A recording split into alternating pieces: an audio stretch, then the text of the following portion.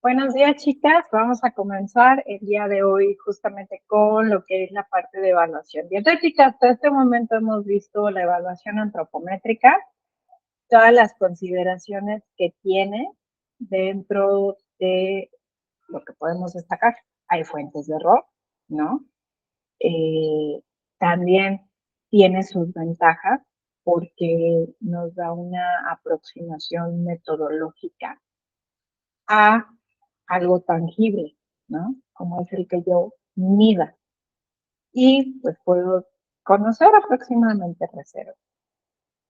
También revisamos la parte bioquímica, que igual tiene sus limitaciones, como a pesar de que es más rigurosa la parte bioquímica, porque muchas veces va de la mano un control riguroso en cuanto a los equipos, los insumos que se utilizan. Aún así puede haber error, pero pues tiene sus ventajas, ¿no? Y sobre todo, bueno, si vemos un dato ahí medio anormal, lo recomendable es repetir la prueba para entonces poder confirmar diagnóstico o descartar. La parte clínica realmente es una parte no compleja, pero requiere práctica, ¿no? Al final de cuentas, que ustedes estén familiarizados con observar a su paciente. Desde el cabello, ¿no? O sea, cómo se ve ese cabellito, se ve brillante, se ve escaso, se ve opaco, se ve incluso decolorado, perdón, tiene signo de bandera, los ojitos, la cara, la boca, bueno, los labios, hasta la temperatura corporal, ¿no? Entonces, el observar esos signos, pero también preguntar por los síntomas. Entonces, eso pues a través de la exploración clínica lo podemos hacer. También tiene sus limitantes porque pues yo puedo tener un paciente que acude a mí que quizá, chequen, en la parte antropométrica puede no existir alguna alteración. Todo pinta bien. La parte bioquímica, a lo mejor los exámenes que corremos, los básicos, ¿no? Una biometría, una química, un perfil de lípidos, todo sale bien. En la parte clínica, a lo mejor no observo signos, pero el paciente me refiere síntomas que pueden ser muy inespecíficos, pero al final de cuentas, esos síntomas impactan en su calidad de vida. Se siente cansado, le duele la cabeza, le pasa X o Y situación. Entonces, ahí es muy importante integrar esa información y les recuerdo, o sea, pueden existir signos y síntomas que están relacionados con nutrimentos. Pueden existir aquellos que es necesario valorar si guardan o no una relación con los nutrimentos. Y pueden existir aquellos que por el contrario no tienen absolutamente nada que ver. Más, eso no quiere decir que uno le vaya a decir al paciente, ay, pues eso yo no lo atiendo, nos vemos. No, lo que quiere decir es que necesitamos pues referir a ese paciente con algún profesionista relacionado, ¿no? Les voy a sacar algo inverosímil, pero viene este paciente, todo bien, pero me comenta que tiene de pronto como destellitos, o sea, que ve destellitos, ¿no? Entonces ya le preguntan, bueno, a ver, ¿son periféricos? ¿Tienen algún color o qué presentación tienen? O sea, bioquímico bien, clínico bien. Entonces a lo mejor se preocupan y pues en ese momento ustedes no van a saber muy bien a detalle. Entonces lo más correcto sería decir, bueno, pues le voy a solicitar que acuda con el internista, ¿no? Con el médico internista, para que revise un poco más exhaustivo y sepamos qué hacer. Y puede ser que va con el internista y a su vez el internista lo refiera con otro profesional de la salud, ¿no? A lo mejor lo manda con algún neurólogo, no sé. Entonces les saqué ese ejemplo porque pues una situación no tiene que ver directamente con nutrición, pues debemos también de encauzarla, ¿no? De darle un manejo. Entonces, vamos a revisar la última parte, pero ojo, no es que diga la última parte en el sentido de que nada más vamos a hacer A, B, C, D y ya. No, siempre hay que considerar la mayor cantidad de información de mi paciente. Factores antropométricos, bioquímicos, clínicos, estéticos, económicos, familiares y todo, o sea, todo. Recuerden que como seres tenemos múltiples esferas en las que nos estamos desarrollando. Entonces, comenzando con esta parte de las encuestas dietéticas. Ay, un segundito. A ver, denme un segundo, es que acabo de descubrir cómo funciona esto de Google y que me da la opción, creo que de manejarlo desde, o sea, me da un comando. Quiero ver si puedo o no. A ver, permítanme, regálenme unos segunditos.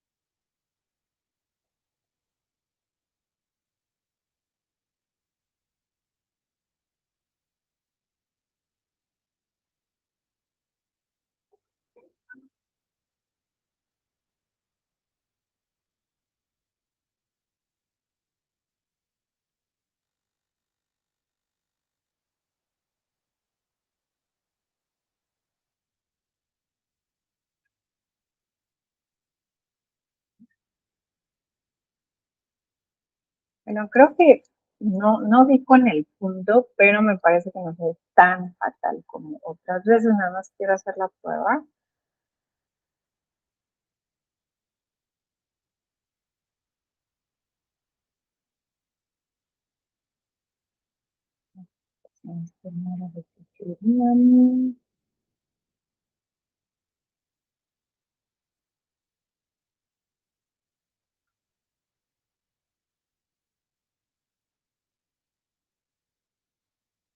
No llegué al punto, creo que quedó exactamente igual. Me voy a regresar mejor a la pestaña anterior que se ve mejor. Mil disculpas, es que no estoy muy familiarizada, o sea, de verdad que ahorita he batallado un tanto con la computadora. Entonces ahorita vi que con PowerPoint se puede, PDF ya vi que no, entonces ahí tengan un poquito de paciencia. Regresando entonces, recordemos que para valorar el estado nutricional, o sea, hablando ahorita dentro de las generalidades, yo puedo hacerlo a través de indicadores directos, que al ser directo necesariamente implica que yo lo esté midiendo sobre individuos, hay tangibles, pero yo puedo hacer también una medición, una estimación a través de indicadores indirectos. Dentro de estos indicadores indirectos, necesariamente necesito incluir problemas nutricionales. Entonces, Observemos aquí en los indicadores directos, tenemos las primeras letras, ¿no? El A, B, C. Dentro de los indirectos tengo, aquí ya se pone más interesante la cosa. ¿Por qué? Porque a través del ingreso per cápita yo puedo hacer una estimación del estado nutricional de forma indirecta. A través del consumo de alimentos también yo puedo hacer una estimación, tasas de morbi y mortalidad infantil, dependiendo de la cuestión que yo esté hablando. Entonces, aquí siempre es importante que consideremos las características de los indicadores que yo esté considerando. Entonces, es decir, responderse las preguntas, mi indicador es modificable a través de una intervención nutricional, es fiable, es reproducible, se puede validar para que entonces me ayude a determinar si opto o no por ese indicador. Entonces, dentro de los objetivos de la valoración del estado nutricional, reiterándoles, hablando del todo, es conocer el estado de nutrición de un individuo, ahorita lo hemos hablado de forma individual, pero también de una población que hace el Ensano, pues justamente mide, estima el estado de nutrición de los individuos. También mide el impacto de la nutrición sobre la salud, el rendimiento, supervivencia, igual a nivel individual como colectividad. Identifica a quienes están en riesgo, siempre les he dicho, en aras de hacer rentable un servicio de nutrición, siempre es importante que identifiquemos individuos en riesgo porque van a ser los más beneficiados de la terapia. Y monitorear y vigilar pues los indicadores, ¿no? Entonces esto implica un trabajo continuo, no es algo como que yo lo vaya dejando. Ahora, dentro del análisis de la ingesta alimentaria, ya teniendo una aproximación a esta parte de la dieta, pues es importante recordar, el consumo de los alimentos, sí, queriendo ser simplista, siempre lo puedo relacionar con enfermedades crónico-degenerativas, porque en mayor o menor medida pueden acelerar o retrasar, asimismo, incrementar o disminuir la manifestación de estas enfermedades. Sin embargo, sabemos que existe este componente multifactorial, por lo cual no lo podemos, no, la relación no la podemos hacer así, yo en esta flechita poner 100%, no. Ahora, dentro del consumo de alimentos, es importante que recordemos, depende de la calidad, de la cantidad y del tipo de alimento que se esté consumiendo de forma continua, porque entonces yo lo voy a observar como un factor de exposición y entonces ese factor de exposición me puede ayudar a prevenir e incluso a tratar diversas enfermedades. O por el contrario, hablamos de los ultraprocesados, me puede exponer en mayor medida a ciertas enfermedades. Entonces, ¿cómo puedo yo medir esto o cómo puedo yo tener una aproximación metodológica? Pues gracias a las encuestas dietéticas o la evaluación dietética, que yo puedo detectar déficit o exceso de nutrimentos, macro y micronutrimentos, y entonces a través de esas ingestas inadecuadas, identifico quién es mi población en riesgo, ¿no? Por ejemplo, ahorita se habla mucho de alimentos ultraprocesados, ¿no? Y, por ejemplo, se estaba viendo que un grupo de riesgo era la población infantil y, por consecuente, se hicieron las modificaciones varias, ¿no? Se quitaron comerciales, se modificaron etiquetas, incluso en la parte educativa se está buscando tener una voz. Digo, ahí ya propiamente no entra como el nutriólogo a hacer esas modificaciones, pero el nutriólogo es quien puede insistir a las instancias correspondientes para tomar mayor o menor nivel de actuación. Entonces, ahí tenemos un segundito. Dentro de lo que son las encuestas dietéticas, una encuesta dietética es aquel instrumento que se usa para conocer lo que una persona o una colectividad consume, asimismo evaluar el cambio en ese consumo o para conocer el patrón alimentario de forma individual o colectiva. Entonces podemos tener encuestas alimentarias por registro o por interrogatorio, ya lo veremos aquí más adelante.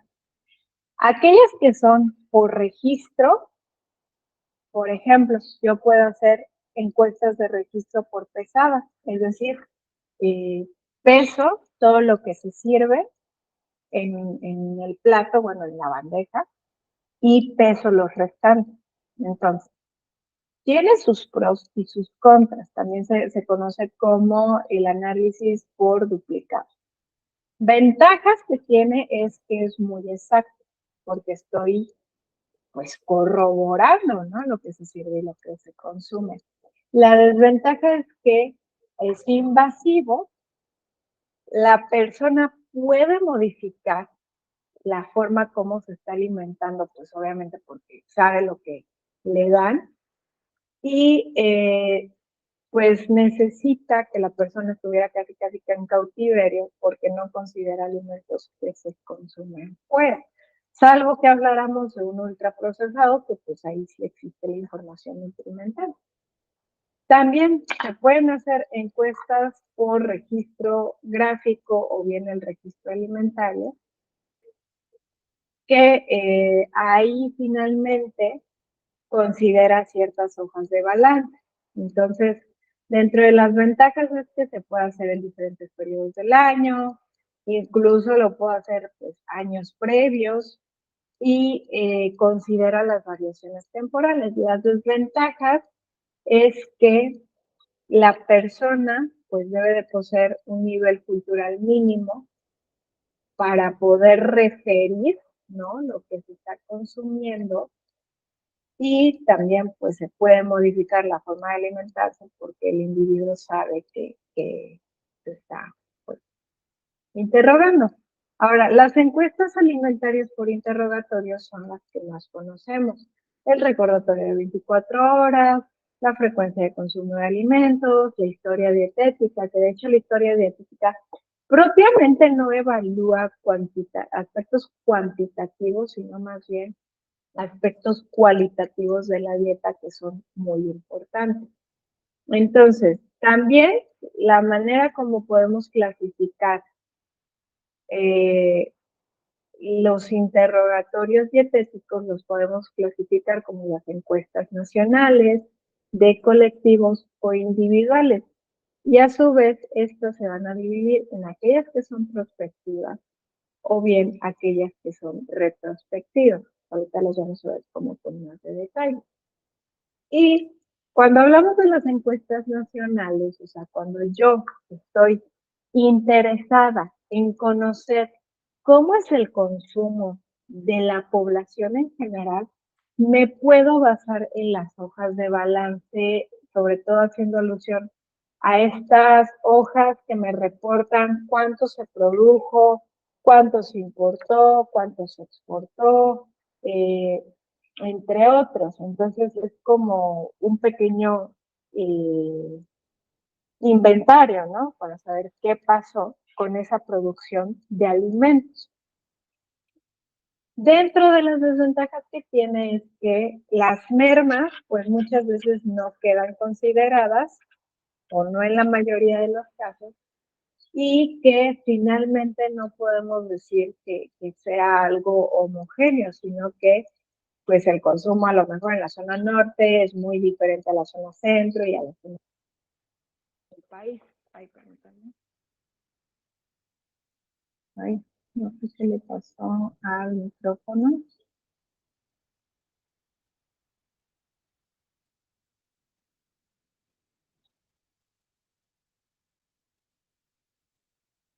Ya, espero que no me desconecte el audífono, pues escuché bien. Ok, entonces esas son las pequeñas inconvenientes, ¿no? Dentro de las encuestas de los colectivos, eh, siempre que decimos colectivos, pues a lo mejor pensamos como en una comunidad, ¿no? Pero hacemos alusión a, pueden ser hospitales, ¿no? Pueden ser ciertas residencias, pueden ser comedores industriales, o sea, todo lo que implique un grupo de gente. Entonces, las encuestas a los colectivos las podemos ubicar en cuestión de tiempo. Si a mí me interesa conocer cuál fue el consumo semanal, mensual o dependiendo del tiempo que sea de mi interés. También puedo hacer un ciclo de menús y entonces con base a ese ciclo de menús establecer las estimaciones y pues por ejemplo puedo pesar incluso lo que se sirve antes y después, considerar cómo fue la compra, porque a lo mejor yo proyecté la compra de cierto alimento, no estuvo disponible y lo modifiqué. También las ventajas que tienen los colectivos es que, entrecomillado, hay un reparto parejo entre los comensales. Sin embargo, dentro de las limitantes es que no ciertamente existe este principio de homogeneidad en las personas y las ventajas es que puedo identificar aquellos grupos de riesgo con ingestas inadecuadas. Por ejemplo, no sé, se me ocurre el Ensanud, pues corre sus estudios y de pronto detecta que a lo mejor Michoacán, Guerrero, Oaxaca, son poblaciones, son estados que sus poblaciones están teniendo consumos excesivos de ultraprocesados, ¿no? Se me ocurre. También se pueden hacer encuestas de presupuesto familiar que quedan a partir del Instituto Nacional de Estadística, en donde pues consideran otros factores importantes, el nivel de ingreso, el análisis nutricional, la situación actual del país, entre otros. Dentro de las encuestas individuales hay muchos métodos. Para escoger el método, en primer lugar debemos de responder cuál es mi objetivo de este propósito, qué es lo que me interesa conocer, medir, estimar, cuál es mi hipótesis, a quién vamos a estudiar, sobre qué población estoy formulando mi hipótesis, qué clase de información quiero recabar, es cuantitativa, es cualitativa, de qué tipo. También la precisión. Por ejemplo, puede ser que yo a lo mejor estoy interesada en conocer el consumo de hierro en población infantil de, de los 6 a los 12 años y pues necesito que sea lo más preciso porque estoy hablando de algo cuantitativo. Entonces, pues ahí ese objetivo me va a ayudar a decir, puedo optar por una frecuencia de alimentos semi-cuantitativa, ¿no? También, qué periodo necesito recopilar y otro factor muy cierto y muy importante, los recursos los cuales tengo disponibles, sobre todo en cuestión de presupuesto. Entonces, ahora sí, ya aclarado este punto, puedo tener aquellas encuestas que son prospectivas, es decir, no es hacia adelante, no depende de lo que recuerde el individuo de estudio, y tengo las retrospectivas que implican que yo interrogue a la persona. Dentro de las prospectivas tengo la pesada individual, bueno, el análisis por duplicado y la estimación de los alimentos consumidos. Sin embargo, dentro de esta metodología, pues imagínense, o sea, necesito contar con los recursos, no solo económicos, sino con el tiempo, con el personal necesario, que me permita pesar los alimentos antes y después, elegir los alimentos, distribuirlos, estar haciendo las estimaciones, incluso estar recopilando las fotos, ¿no? Dentro de los métodos retrospectivos tenemos el recordatorio de 24 horas, que tiene la ventaja de que considera el consumo de 24 horas, normalmente son las 24 horas previas. Sin embargo, lo recomendable es que se corran al menos 3 recordatorios, perdón, aquí dice al mes, pueden ser a la semana incluso, pero 3 recordatorios de 24 horas y de hecho, pues se pueden hacer 2 entre semana y 1 en fin de semana, que es muy, muy importante se haga para considerar incluso las fluctuaciones. Se puede hacer la historia dietética, sobre todo ustedes en la historia clínico-nutricional. Recuerden que viene una parte de historia dietética. Aquí dependerá, dice recuerdo del último mes, pero si ustedes quieren incluso preguntar pues por el año, los 6 meses, los últimos 4 meses previos, lo pueden adaptar, pero las preguntas tienen que ir enfocadas en función de ese periodo de tiempo. Perdón. También se puede hacer el método modificado, en donde se consideran los alimentos que se consumen 2 o 3 días y también algunas preguntas que se relacionan con el objeto de estudio. Aquí es como un mix, ¿no? Otra herramienta que tenemos es la frecuencia de consumo de alimentos, que esta muchas veces se adapta en función del tiempo que yo requiero conocer. Es decir, muchas veces se usa para periodos largos, por ejemplo, hasta un año, pero pues si se quiere como diario, pues también. Aquí se me pasó, pero otro que podemos hacer es el diario de alimentos, que de hecho el diario de alimentos pues va de 3 a 7 días, ¿vale? Entonces, dentro de todos estos métodos aquí mencionados, la desventaja que existe es que dependo de la memoria de la persona que yo esté encuestando, que tenga este conocimiento de nociones, tenga esta noción, perdón, de porciones, incluso, pues, puede expresar, ¿no? O sea, se puede expresar adecuadamente. Entonces, ¿cómo voy a determinar cuál es el mejor método? Insisto, depende qué es lo que me interese. Aquí, un ejemplo. Pues resulta a lo mejor que yo estoy en un hospital, me voy a hacer mi servicio en un hospital, en la consulta externa, y que normalmente mi tiempo de consulta es muy, muy chiquitito. Entonces, a lo mejor por esas cuestiones de tiempo, y aparte de que, pues, bueno, estoy atendiendo población en general, no estoy como enfocada en población con diabetes o con hipertensión.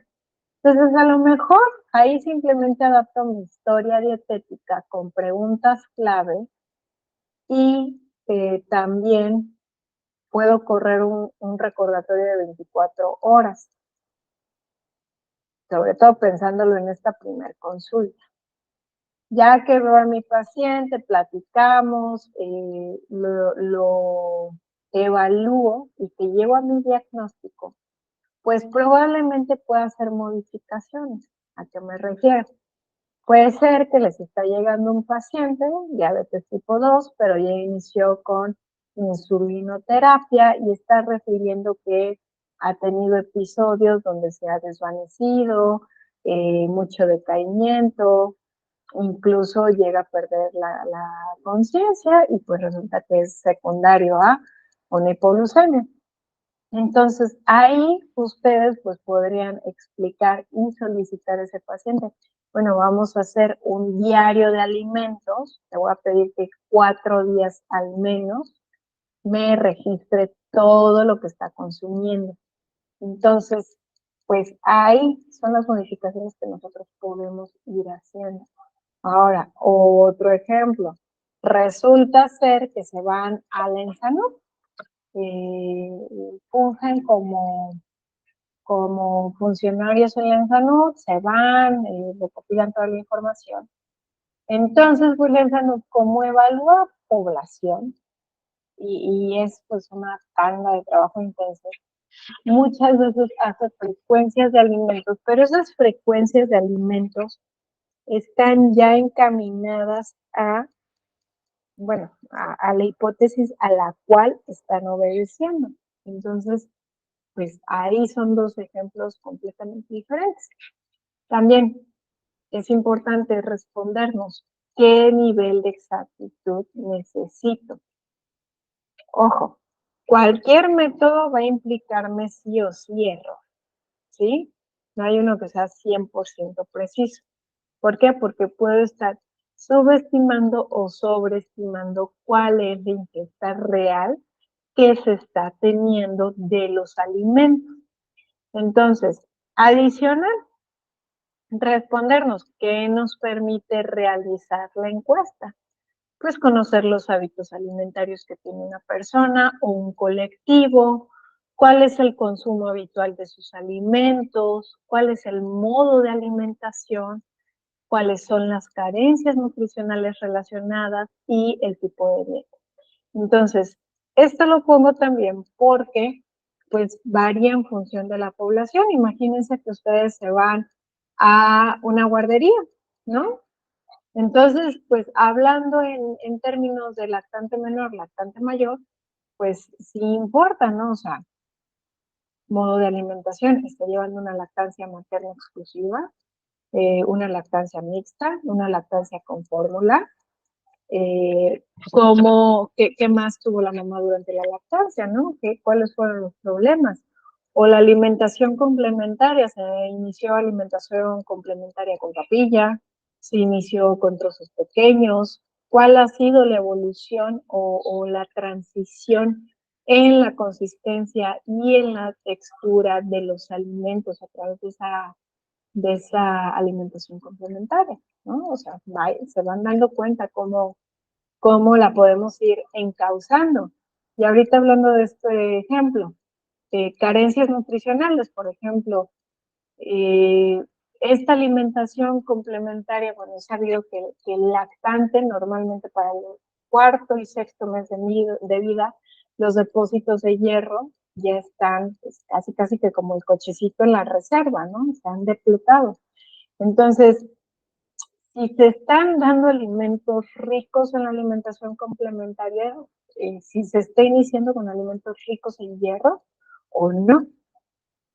Entonces, existen algunas recomendaciones que nos ayudan en el momento de recopilar nosotros la información.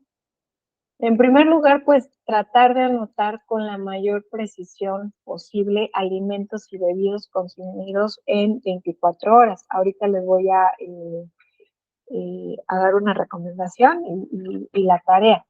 Entonces, van a empezar por el desayuno del día anterior y continuar hasta completar el recuerdo de la dieta del día entero y anotar todo. O sea, a ver, me estaba comentando que su desayuno fue huevo revuelto con jamón, usó aceite, tomó un café sin azúcar, agua, fruta picada, tortilla.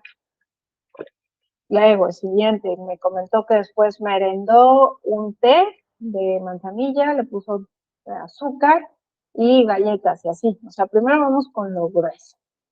Posteriormente, ya vamos poniendo, pues, algunas cualidades. Ahorita que les decía del huevo con salchicha y eso, a ver, aceite, ¿qué tipo de aceite fue? ¿Qué tipo de tortilla fue? ¿Fue tortilla de maíz? ¿Fue tortilla de harina? Las galletas, ¿qué tipo de galletas eran? Ah, eran galletas de animalitos, eran galletas de avena, etcétera, etcétera. También, ya luego nos ponemos más quisquillosos, la cantidad. Ah, utilizó más o menos 2 cucharaditas de aceite, utilizó 4 huevos, utilizó 2 salchichas, aparte le puso cebolla, más o menos un cuarto de cebolla picada. Entonces, ahí es donde vamos a ir como detallando. también vamos poniendo como esos factores importantes que de pronto se pueden llegar a pasar por alto. Ahorita ya les mencioné el del aceite, pero les decía, pues resulta que se tomó un té de manzanilla con azúcar. A ver, ¿el azúcar qué era? No, pues resulta que no era azúcar, sino que utiliza stevia, pero pues le dice azúcar. Utilizó 2 sobrecitos de stevia. También vamos a ir registrando el método de preparación. Bueno, ahorita ya puse. Resulta que a la hora de la comida comí una milanesa con ensalada, un agua fresca. Pues la milanesa, ¿cómo está? Pues no, normalmente la milanesa es frita, ¿no? Entonces vamos anotando todas estas cuestiones y además describimos ya al final todos los detalles. También nos ayuda el preguntar otros factores como a qué hora, en qué lugar usted lo preparó, lo compró. Y aquí aprovecho a mencionar cuando el paciente no lo hizo o no sabe con exactitud cuál fue la preparación. Es importante que nos basemos en una receta estándar. Por ejemplo, el paciente compró una torta de jamón, pero pues él no sabe bien qué llevaba. Entonces, a ver, me voy a lo básico. Una torta de jamón normalmente se hace con telera, lleva mayonesa, lleva lechuga, lleva jitomate, lleva jamón y pregunto si recuerda si tenía queso, porque normalmente la receta estándar pues es sin queso. También pregunto si por ahí pidió alguna otra cosa como no típica, no sé, a lo mejor pidió que le pusieran guacamole, tocino. Sin embargo, pues siempre pensar en la receta estándar, que es la más básica. Ahora, también es importante que en el momento que se esté evaluando la dieta, nosotros seamos ese espacio seguro para el paciente. Sobre todo el no decir, nos pasamos, o sea, no hacer bromas respecto al consumo. Ser súper objetivos, ser muy empáticos y sobre todo muy ecuánimes. Entonces, nada más preguntar lo necesario y ojo, no poner las respuestas en la boca de los pacientes, porque créanme que sí pasa muchísimo. A ver, ¿cuánto consumió más o menos por una taza o qué? O sea, ustedes esperen a que le dé la respuesta. Y cuando se pueda calcular la composición exacta, pues qué mejor, ¿no? Nosotros conocemos el Sistema Mexicano de Alimentos Equivalentes, que es como el sistema que contamos en México y que nos reporta los nutrimentos. Sin embargo, no es el único. De hecho, existen las tablas de la USDA que se actualizan de forma más constante, tiene de todas las marcas habidas y por haber, pero con la limitación de qué? De que es de población estadounidense. Ahora, es muy importante que en general, hablando de porciones y de métodos de recopilación, siempre sepamos hablar de lo estándar. Por ejemplo, si yo le digo una taza a mi paciente, pues referirme a más o menos 240 mililitros o 250 centímetros cúbicos. El yogur, ¿a qué me refiero? ¿Una cucharada o 2 cucharaditas? O sea, esta cuestión. Aquí les puse unos ejemplos, ¿no? Porque, miren, aquí vámonos con carne. Si se dan cuenta, les pongo carne de vaca, ¿no? Res. Un filete grande, hacemos alusión a 200, 250 gramos, o sea, realmente esto es grande. Pero les decía del Sistema Mexicano de Equivalentes porque nosotros lo vemos diferente, ¿no? Decimos, sí, un alimento de origen animal de moderado aporte de grasa, más o menos son unos 30 gramos la porción. No, pero es que recuerden, el paciente no se consume esas porciones, salvo que ya esté en un régimen y que esté pesando y midiendo a rajatabla, ¿no? Vete tú al restaurante, no te van a decir, ay, tiene tantos equivalentes, no. Muchas veces hablamos en gramajes o en mililitros. De hecho, aquí pues, le cambiaría centímetros cúbicos, es más bien como a mililitros que pueden caber. Entonces es muy importante que siempre tratemos de manejar porciones estándar. O sea, si mi paciente me dice, comí verduras al vapor, ok, más o menos, y le muestran esta taza, ¿no? O sea, esta porción, pues más o menos lo de una taza o dependiendo. Igual aquí están otros ejemplos de otros grupos de alimentos. Y ojo, también considerar que cuando recopilamos información de ciertos alimentos, pues nadie se come el arroz crudo, o bueno, yo no he conocido a alguien, o los frijoles crudos. Muchas veces puede pasar la situación de que a lo mejor es alguien que lo cocinó y le dice, bueno, es que preparé un tercio de frijol, un tercio de taza de frijoles. ¿Cómo? ¿Se comió un tercio de taza? No. Los puse a remojar y los cocí y eso fue lo que me comí, o sea, todo ese tercio. Pues más o menos yo ya sé que eso triplica su tamaño, ¿no? Entonces se comió realmente ya una taza efectiva de la cocción de esas leguminosas. Igual aquí vienen otros ejemplos.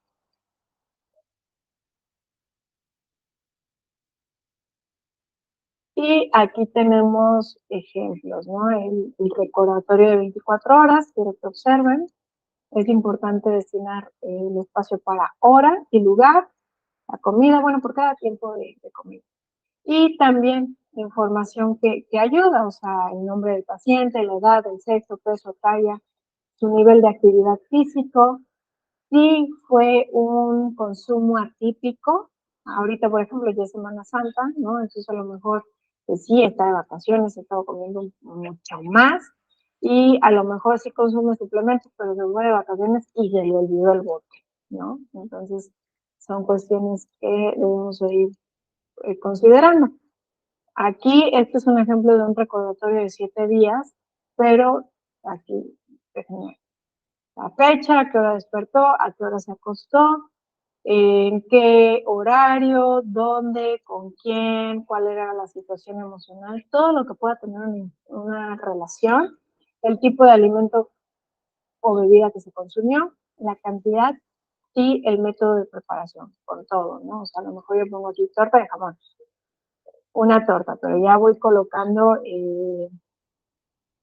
toda la información. Una telera, 4 cucharadas de mayonesa, un aguacate mediano, 3 rebanadas de jamón de pavo, pero bueno, por decir algo. Y también todo aspecto relacionado. A lo mejor resulta que fue lo único que comió porque andaba con una gastroenteritis, ¿no? La historia dietética es esta parte que corresponde a la historia clínico-nutricia, pero muchas veces se constituye por el recordatorio de 24 horas y la frecuencia de consumo de alimentos puede ser uno u otro o los dos y otras preguntas que guardan relación, ¿no? O sea, normalmente cuántas comidas hace al día, cuánta agua consume, toda esta parte. Aquí igual tienen ejemplos, más ejemplos. Este es el ejemplo de la frecuencia de alimentos.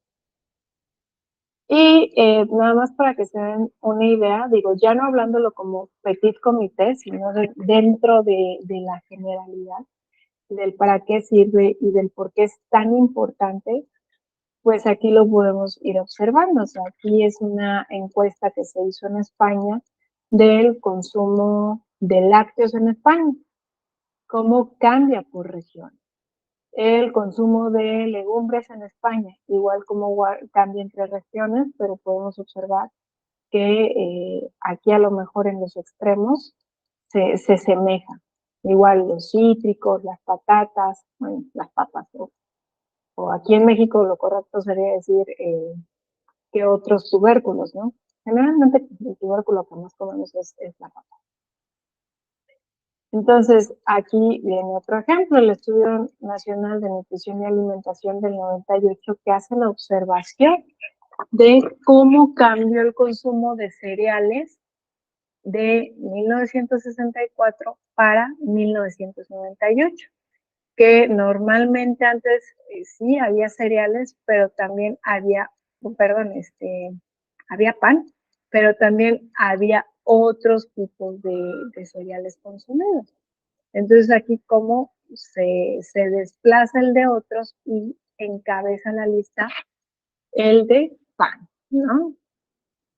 Ahora, bueno, aquí es igual, más ejemplo, básicamente. Entonces, de actividad, chicas, vamos a... Ay, permítanme tantito. Todavía no cambia.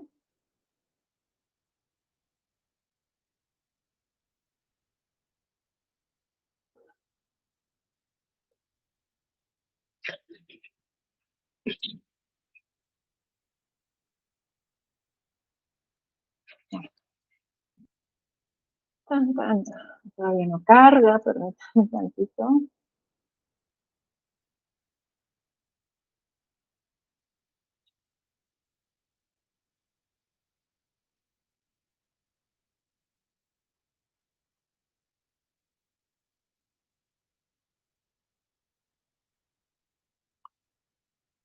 Van a revisar el libro del ABC de la evaluación del estado nutricional.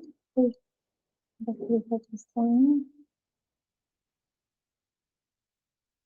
todavía no cambiaron.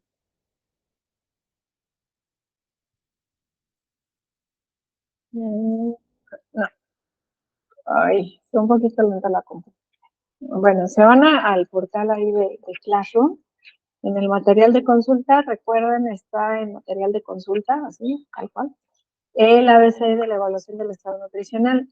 A ver, es capítulo 4, capítulo 5, capítulo 6, y porque el 7, creo que es el capítulo 6, evaluación de la dieta.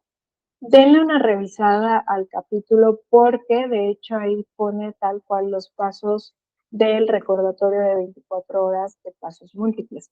Lo vimos aquí nada más que fue en este punto donde les decía que pregunten por todo, luego van como, o sea, primero somos muy generales y luego muy quisquillosos. Y la tarea es que apliquen 2 recordatorios de 24 horas a una misma persona. Obviamente, de preferencia, una persona que viva con ustedes, amiga, mamá, vecino, prima, lo que sea. Uno de un día de la semana cualquiera y otro de un fin de semana. ¿Sale? Entonces, porfa, es muy, muy importante que lo entreguen. La fecha límite de entrega de ese trabajo es justo antes de que regresemos de vacaciones, el 5 de abril, para que podamos tomar un ejemplo de esos recordatorios de 24 horas y ver cómo se analiza cuantitativamente un análisis de un recordatorio de 24 horas, ¿no? Les encargo ese porque es el más práctico o el más sencillo. Y vamos a ver por ahí una frecuencia de alimentos, es un ejemplo de un formato de frecuencia de alimentos y el cómo este se va a analizar. Sin embargo, es nada más como para darles una idea. Entonces, se llevan de tarea esos 2 recordatorios a una misma persona, uno entre semana y otro en fin de semana, ¿de acuerdo? Entonces, cualquier duda estoy pendiente de ustedes por medio del chat y pues nada más. Les mando un abrazote, nos vemos hasta dentro de 15 días. Disfruten sus vacaciones.